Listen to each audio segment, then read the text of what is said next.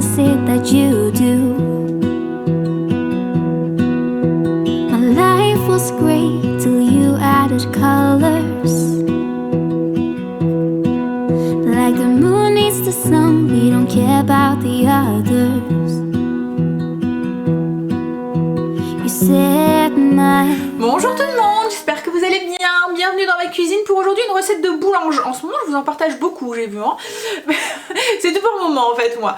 Bref, donc du coup aujourd'hui on va faire une ciabatta. Donc vous connaissez sûrement la ciabatta hein. C'est un des petits pains les plus... c'est un des pains pas forcément petit, là c'est parce que je vais la faire en version petit pour pouvoir en faire des burgers avec, mais en fait ça va me servir de pain burger, mais on peut très bien la faire en grand quoi en fait. Donc c'est un des pains italiens les plus célèbres hein, je pense. Alors c'est une mie assez tendre, tout alvéolé avec des petits trous irréguliers. En fait c'est dû à la forte hydratation de la pâte. Alors c'est une pâte qui est... Alors vous allez voir c'est assez simple à faire, le seul truc c'est que c'est pour la travailler qui est assez compliqué parce que justement comme elle est très hydratée, elle est collante, très collante, voilà. Mais c'est ce qui fait qu'on a cette mie très alvéolée et avec des petites alvéoles qui sont irrégulières. C'est aussi un pain qu'il faut de la patience et du temps. Alors de la patience parce que voilà il faut y aller délicatement pour la travailler une fois que la pâte elle est faite parce que comme je vous dis elle est très collante donc elle n'est pas facile à manipuler, et du temps. C'est pas que c'est long à faire, ce qu'il y a c'est qu'il faut prendre de l'avance parce que ce pain, comme beaucoup de pains et de pâtisseries italiens, c'est fait sur une base de biga. Alors la biga, qu'est-ce que c'est? Je vais vous expliquer comment on le fait. En fait c'est une sorte de pâte préfermentée qui est très fermentée justement. C'est comme un peu un levain entre guillemets qu'on fait la veille quoi en fait. Donc il faut prendre un petit peu d'avance, il faut préparer votre biga d'avance. Alors pour faire cette biga c'est très simple, on prend 230 g de farine, 180 ml d'eau et 2 g de levure de boulanger déshydratée et on les mélange pour obtenir une sorte de pâte assez solide quand même, un aspect assez lisse mais assez compact quand même. On met un petit film étirable et on le met au moins 12 heures à fermenter à température ambiante, donc dans le coin de votre cuisine.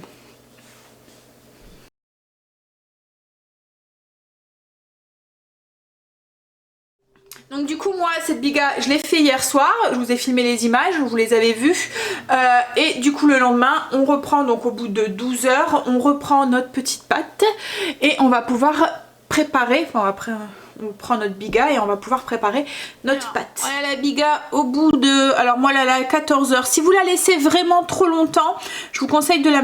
plus de 16 heures. Mettez-la au frigo parce qu'autrement elle risque d'être vraiment trop fermentée. Faut mieux la mettre au frigo, oui. Là elle a, comme je vous ai dit, 14 heures. Je l'ai fait hier soir sous le coup de 9 heures. Donc vous voyez on a une pâte qui est très fermentée. Ça se voit parce qu'il y a vraiment plein de petites bulles. Comme si qu'elle avait levé et qu'elle s'était raffaissée un tout petit peu. Bon elle a quand même doublé voire triplé de volume hein, et elle est vraiment pleine de fermentation. Pourtant il n'y a que 2 g de levure hein, il n'y a vraiment pas grand chose. Voilà, donc ça c'est la biga, on va la mettre de côté et je vous montre la suite ce qu'il faut. Alors voilà ce qu'on a besoin du coup pour faire nos ciabatta. Donc du coup on a la biga qu'on met de côté.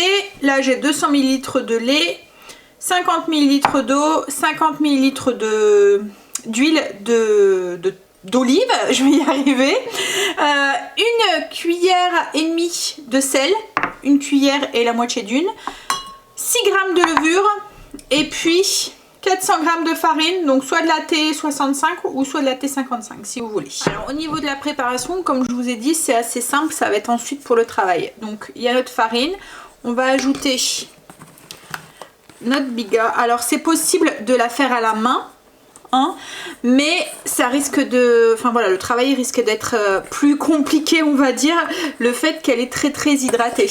Elle va coller beaucoup et il faut pas trop ajouter de farine en plus de celle que vous avez là parce que autrement vous allez perdre cette mie très alvéolée et cette forte hydratation. Donc voilà. C'est possible de le faire à la main mais ça risque d'être plus compliqué. Donc on ajoute l'eau, l'huile, le lait, notre sel et la levure et on va commencer à pétrir. Donc on va pétrir à peu près 8 minutes, 8 à 10 minutes. Il faut que la pâte commence à se décoller des bols du paroi. Alors elle va être encore collante, hein, mais voilà. Surtout ne rajoutez pas de farine. On garde cette forte hydratation pour avoir une belle mie et on y va.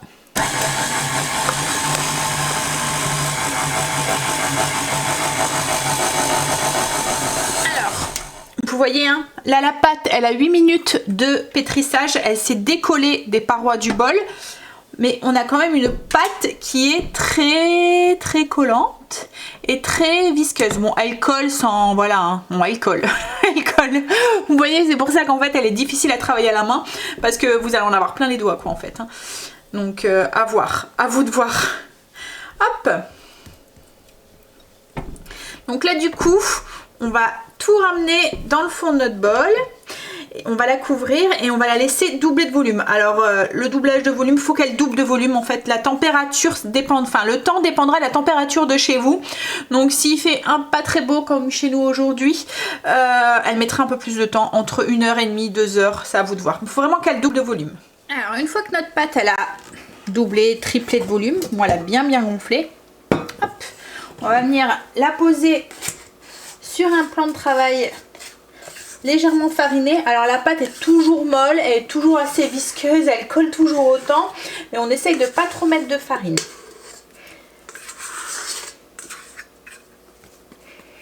Alors là je vais juste hop la plier légèrement, un petit peu. Voilà. Et là le truc, alors on va venir, je vais la retourner. Alors comme je vous dis, elle colle, hein. S'il faut vous aider avec un coupe-pâte, hop là, voilà. Donc là je la retourne et je vais venir, alors le truc pour éviter que ça colle de trop et éviter de mettre trop de farine, c'est de huiler un petit peu vos mains avec un petit peu d'huile d'olive. Hop là. Et puis ça vous évite aussi de mettre trop de farine. Donc on va venir légèrement l'aplatir pour lui former voilà, un gros rectangle. Alors là, ça ferait une ciabatta. Vous voyez? Moi, je veux en faire des petites. Donc du coup, je vais l'allonger un peu et je vais venir la couper en morceaux. Alors, je la travaille vraiment pas beaucoup, hein, vous voyez, hein, au niveau du pétrissage.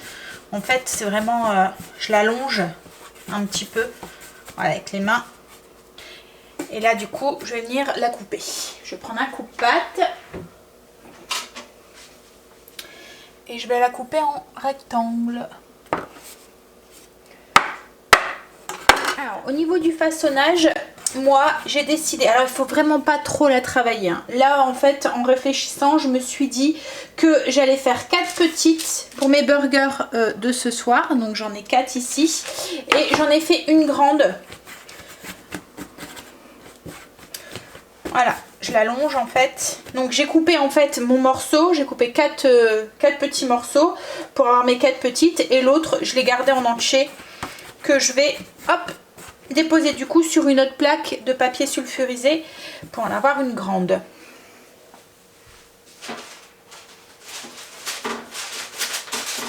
Donc, je vais essayer de vous approcher, je ne sais pas si vous voyez. Alors les pains, les ciabatta, c'est quand même des pains assez rustiques, hein, mais je ne sais pas si vous voyez, elle est remplie de bulles là déjà. Voilà, il y a plein de petites bulles dedans encore.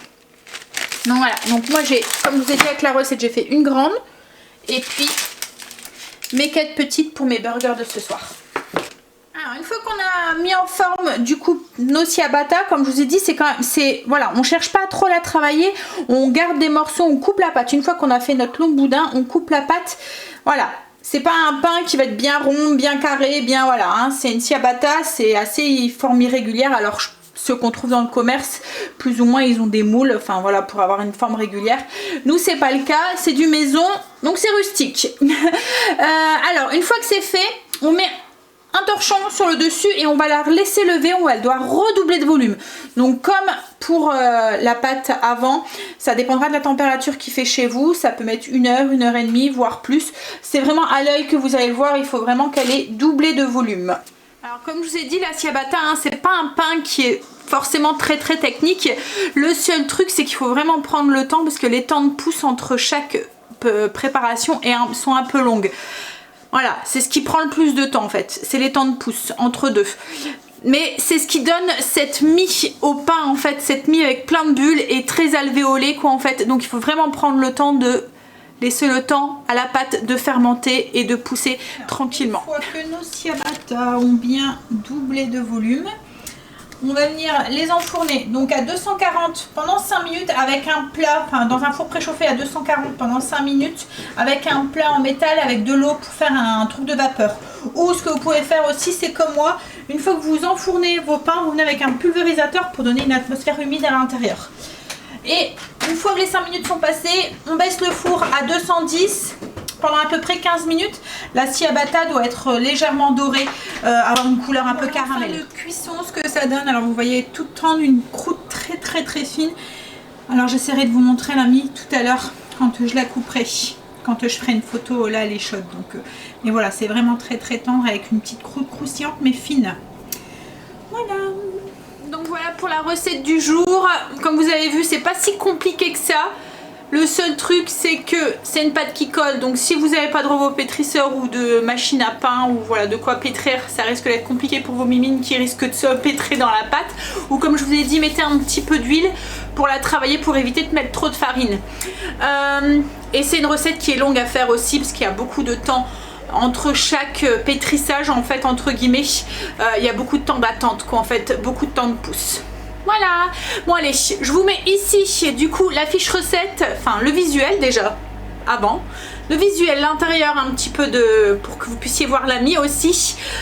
Une petite photo. Je vous mets ensuite la fiche recette que vous pouvez retrouver en barre d'infos si vous voulez la télécharger sur le blog. Je vous fais des bisous. Je vous dis soit tout à l'heure à 18 h pour un vlog ou soit bientôt dans une prochaine vidéo. Bye, bisous. You're my heart's desire. I just wanna love you, just wanna